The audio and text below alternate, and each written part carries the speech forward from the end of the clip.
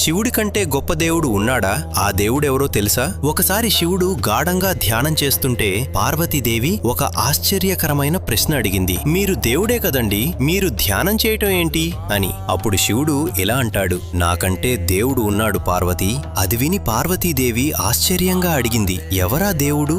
అప్పుడు శివుడు ఇలా చెప్తాడు, శ్రీరామ రామ రామేతి రమే రామే మనోరమే సహస్రనామ తత్తుల్యం రామనామ వరాననే. నేను ధ్యానం చేసే దేవుడు ఎవరంటే శ్రీరామచంద్రమూర్తి. అప్పుడు పార్వతీదేవి, ఆయన మానవుడు కదా అని అంటుంది. అప్పుడు శివుడు, ఆయన మానవుడైతే నేను దేవుని ఎలా అవుతాను? అలా ఉన్నాడు. అదే పొద్దున్న 10ంటికి పట్టాభిషేకమని రాత్రి 10ంటికి వనవాసం అంటే రెండిటినీ సమానంగా తీసుకోగలిగినవాడు ఎవరైనా ఉంటారా ఈ సృష్టిలో పార్వతి? శివజ్ఞానం అంటే అదే కదా, శివజ్ఞానం అంటే అదే కదా. అటువంటి మహానుభావుడైన శ్రీరాముడినే నేను ఆరాధిస్తున్నాను.